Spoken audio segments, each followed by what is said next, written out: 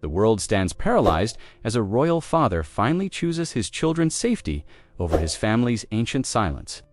Prince Harry has shattered the peace of his California Bella sanctuary to deliver a testimony that changes everything we knew about his marriage. From a quiet studio on January 30th, 2026, the Duke of Sussex launched a broadcast that felt less like an interview and more like an emergency broadcast for his soul.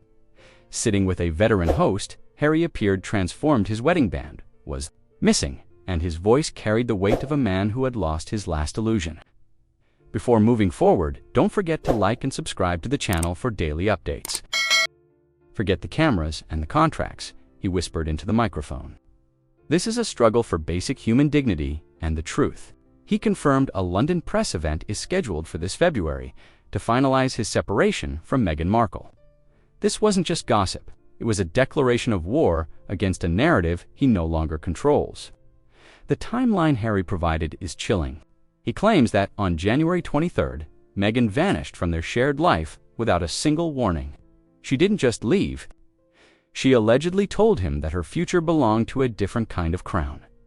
Harry described her words as a cold blade, claiming she has found a benefactor in the Middle East who offers the power and wealth a broken royal simply cannot provide.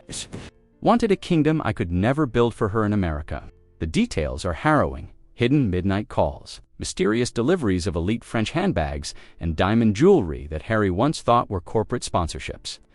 On her final night, she looked at the father of her children and admitted, these were tributes from a new Sutera man ready to make her a princess of the new world.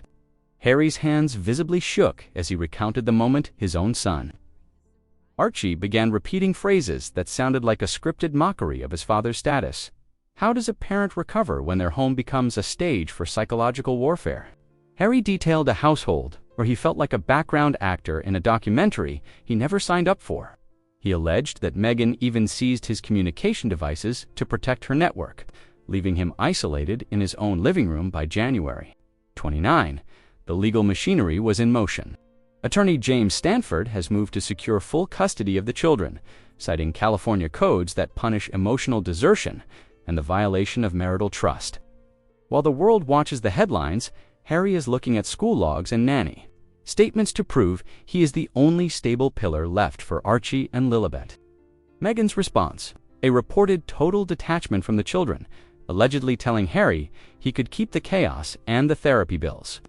While she chases a new empire, we are witnessing the slow-motion demolition of a billion-dollar brand.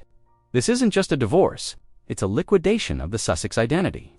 As the dust settles on Harry's podcast, the legal theater is shifting into a darker phase. The petition filed in Los Angeles is a brutal catalog of abandonment. Experts suggest that while California usually favors equal splits, the evidence of emotional misconduct could tip the scales entirely in Harry's favor. The petitioner has been the primary heart of the home, while the respondent chased distance. One leaked document suggests Harry wants it all: the kids, the remaining assets, and a way out. The story of January 23rd is becoming clearer. A private flight from Burbank to Dubai, via a stop in Paris, carrying a woman who told her husband, "I am not a Windsor anymore." Meghan's team remains silent, offering only a brief dismissal of hearsay, while she prepares her next move. But the numbers don't lie. Their empire is bleeding. The Montecito home is drowning in debt. The Netflix funds are drying up. The Archwell Foundation is frozen under a federal audit. After the lawyers take their cut, there might be less than $2 million left of a fortune once thought infinite. Harry is already planning a modest life in Surrey, a return to the soil he knows, provided he can bring his children home. But then came the threat that stopped the world. Harry claimed that if the British Crown refuses his return, he will place his children in a private refuge rather than let them remain in a legal vacuum. Is this a desperate plea or a calculated strike? Under California law, such a move is a nuclear option, intended to force a diplomatic solution where none exists. The calendar is set: mediation in February, custody in March, and the final reckoning in April. This is the first time in history a prince is fighting to get back into the palace he worked so hard to escape. But while Harry speaks of healing, Meghan is looking east. Her exit was not a flight, it was a transition. Aviation records confirm a luxury jet tied to Qatari interests moved her across the globe. She has been spotted in elite circles in Dubai, accompanied by figures tied to Gulf royalty. This is the Sapphire Crescent Feza total rebranding of Meghan Markle. She is no longer a victim of the British press. She is the face of a new global philanthropy backed by Middle Eastern capital. Leaked audio suggests she views her new life as an ascension. In England, I was a headline. In the Gulf, I am an institution. Titles don't matter where power is absolute and discretion is a currency. She is building a platform that bypasses Western media entirely, focusing on diplomatic goodwill and cultural influence in the UAE and Saudi Arabia. It is a reverse Diana strategy, trading her royal connection for foreign sovereign prestige. King Charles is reportedly stunned by the geopolitical implications. This isn't just a family feud anymore. It's a shift in the axis of royal influence. As Meghan climbs, Harry is digging in. His podcast was a counterstrike against a woman he believes is trading their children's heritage for a new throne. The emotional wreckage is now a matter of international law. Archie and Lilibet are the center of a tug-of-war between two different judicial systems. Harry's fear of a private refuge for the kids stems from a legal corner he's been backed into. If he can't prove stability, he loses them. He spoke of Archie asking why they don't have a castle, a sign that the boy is absorbing the bitterness of the split. Harry isn't just fighting for a house, he's fighting for their memories. Interestingly, Meghan isn't fighting back for the children. Her legal team seems willing to trade custody for financial freedom. This unusual disinterest has left legal experts baffled. Does she see the kids as part of a past she's already erased? The British royal family is paralyzed. William refuses to act until the U.S. courts finish their work. Princess Anne is sympathetic, but silent. Moving the children to the UK without Meghan's signature is technically international abduction under the Hague Convention. Harry is trapped in a gold-plated cage of his own making. He is now filing for emergency relocation rights, hoping to prove that he's the sole provider of their spiritual and physical care. Public opinion has swung violently toward the father. People see a man trying to save his family from a geopolitical chess match. But the war of the checkbooks might be the most brutal of all. Archewell, the symbol of their new life, is now a liability. The IRS is looking at $4 million.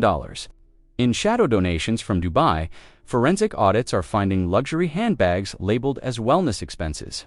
Harry's lawyers claim Meghan used the charity as a personal piggy bank to fund her escape. If true, it's not just a divorce. It's a fraud case. The Montecito estate is now a ghost house, facing tax liens and foreclosure. Harry wants to sell everything and start over, but the debt is a mountain he might not be able to climb. Meghan's wealth is now tied to offshore trusts and Gulf partnerships, invisible to the California courts. She is playing a game where the rules don't apply to her anymore. Harry wants the truth. Meghan wants the empire.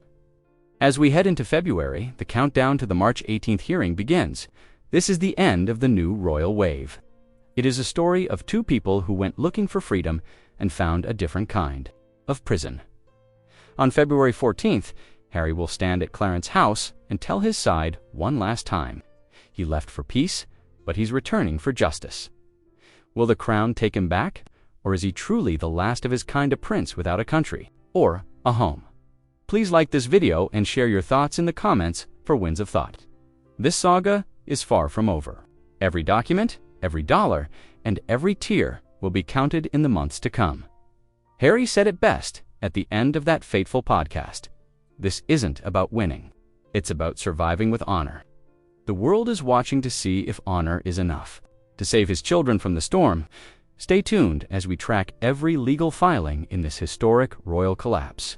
The truth is coming, and it will be louder than any headline. Prince Harry has made his move, and now the world waits for the Queen of the New World to answer. The stakes have never been higher for the House of Windsor. From the sun-drenched hills of California to the glittering towers of Dubai, the battle lines are drawn. Archie and Lilibet are the prize, and the truth is the weapon. Harry wants the truth. Meghan wants the empire.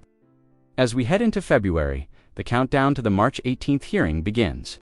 This is the end of the new royal wave.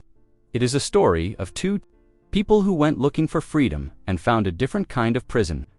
On February 14th, Harry will stand at Clarence's house and tell his side one last time. He left for peace, but he's returning for justice. Will the crown take him back? Or is he truly the last of his kind of prince without a country or a home? Harry is ready. Are you? The final chapter of this epic is just beginning, and we will be here to witness every moment of the fallout. It is a tragedy of modern proportions. A love story that became a legal textbook, but in the end, it's about a father's love for his children, and that is a power no court can easily take away. Goodbye to the Sussex era. Hello to the era of reckoning. We will see you in the next update as we follow the money, the law, and the heart of this royal drama. The children deserve a future, and Harry is willing to sacrifice everything to give it to them. This is the Winds of Thought, signing off.